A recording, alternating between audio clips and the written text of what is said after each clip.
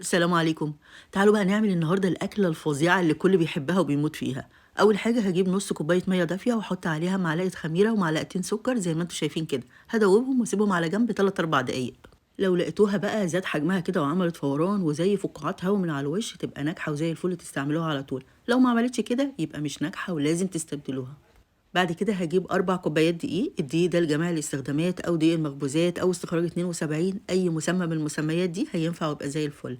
حطيت عليه نص معلقة ملح وقلبته كويس، وهحط عليهم 3 معالق من زيت الزيتون. زيت الزيتون هيديك نفس الطعم بالظبط اللي احنا بنجيبه من بره، طعمه حلو جدا، لكن لو مش متوفر ممكن أي زيت نباتي عادي.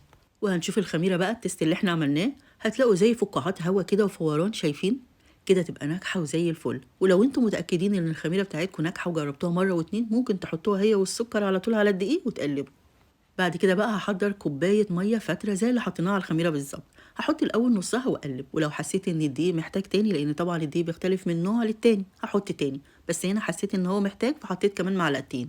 اوعوا يا جماعة المية تكون سخنة وإلا هتموت الخميرة، ولو باردة هتاخد وقت طويل جدا في التخمير. هنا بقى قعدت أعجن مش أقل من 10 15 دقيقة كمان، قعدت أعجن يعني لحد ما كده إيديا وجعتني، لكن لو عندكم عجان هتاخد منكم 7 8 دقايق لحد ما تبقى ناعمة قوي وما بتلزقش. بعد كده بقى احطها تخمر، لو احنا في الصيف ممكن تاخد لحد ساعة، ولو في الشتاء ممكن ساعة ساعة ونص ويمكن ساعتين كمان.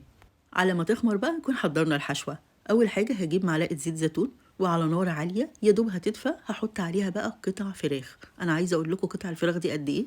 دي بالظبط قطعتين بانيه، قطعتهم مكعبات صغيرة علشان خاطر التلات بيتزات بتوعي هياخدوا يا دوب قطعتين البانيه بس. صدقوني يعني حاجة كده موفرة جدا. ومش هقلبهم الا ما ياخدوا صدمه من تحت كده وتتقفل المسام اللي فيهم يعني يتشمعوا. بعد كده هحط عليهم زي ما شفتوا كده ربع معلقه فلفل وربع معلقه ملح، وهفضل اقلب فيهم بقى لحد ما يتحمروا ويستووا. مش هياخدوا اكتر من 5 6 دقايق، حجمهم قليل وكمان متقطعين مكعبات صغيره جدا. هسيبهم على جنب بقى واعمل الصوص اللي هو يعني صوص عظيم كده زي ما بيقولوا. جبت 3 معالق مايونيز وعليهم 3 معالق من الزبادي، وبعد كده احط عليهم التوابل اللي هقول لكم عليها بالظبط. نص معلقة من البقدونس المجفف ونص معلقة من الشبت المجفف، جبتهم وضربتهم ضربة خفيفة كده في الكبة عشان ينعموا بس شوية وما يبقوش حصى. وحطيت عليهم ربع معلقة من الثوم البودر وربع معلقة من البصل البودر وربع معلقة من الفلفل الأسود وربع معلقة من الملح. وهحط بقى نص معلقة من الخل وأقلب بقى صوص الرانش ده كله مع بعضه. عايزة أقول لكم صوص سهل قوي لكن طعمه يجنن. هنعمل النهاردة إن شاء الله البيتزا بصوص الرانش الفظيعة.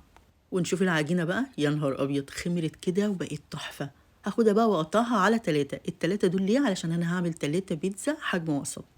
هكورهم بقى هما ال3، واخد أول واحدة أنا كورتها هفردها نص فردة، وهعمل كده في الاتنين التانيين. يعني أنا هفرد كل قطعة عجين عملتها نص فردة كده علشان تسهل بس عليا الدنيا، هتلاقوها بعد كده اتفردت بمنتهى السهولة من غير ما تكش معاكم.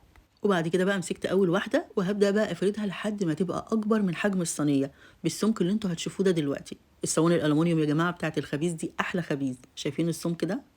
احطها بقى باكبر من الصينيه زي ما قلت لكم علشان انا هحشي الاطراف، يعني زي بتاعت بره بالظبط.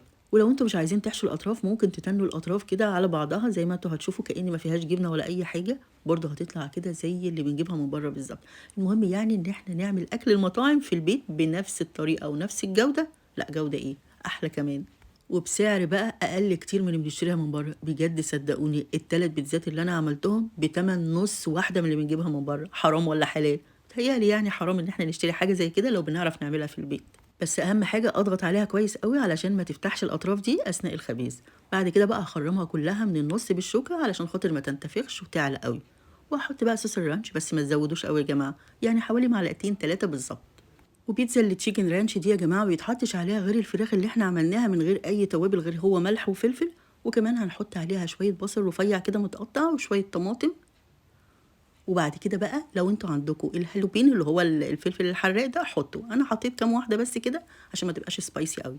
وتعالوا بقى ما اقول لكم على كام سر كده يعني هيخلوا معاكم البيتزا احلى كمان من بتاعه بره. اول حاجه لازم الفرن يكون حامي جدا، يعني مثلا لو عندكم 300 250 اعلى حاجه علشان ما تنشفش.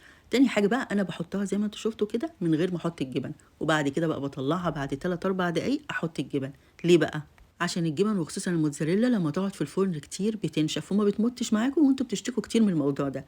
لكن لما تقعد مثلا 3 4 دقايق البيتزا تتشمع بس، وبعدين تخرجوها تكملوا عليها شويه الجبن وتحطوهم على الوش وتدخلوها تاني 3 4 دقايق مش هتنشف. أنا حطيت المرة دي جبنة موتزاريلا بس يا جماعة، ما حطيتش بقى لا تشيدر ولا أي حاجة تانية، بس أنتم لو عايزين تحطوا ميكس جبن حطوا، بس أنا ما حبيتش أغيّر طعم الرانش أو أغطي عليه كده بطعم أي حاجة تانية.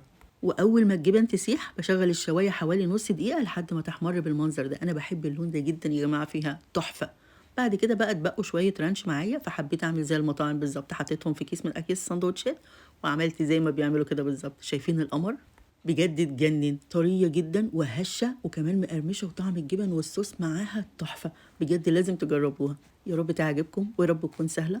وعايزة أعرفكم بنفسي لو لسه أول مرة بتشوفوني، أنا أسماء بحيري، يا ريت بقى تنوروني بالاشتراك في قناتي وتفعلوا زر الجرس علشان أي وصفة جديدة إن شاء الله أنزلها يجيلكم إشعار بيها، وما تنسوش اللايك والشير، والسادة دي بقى مش هاحط عليها صوص من على الوش ولا حاجة علشان دي بتاعتي أنا. ألف هنا وشفا والسلام عليكم.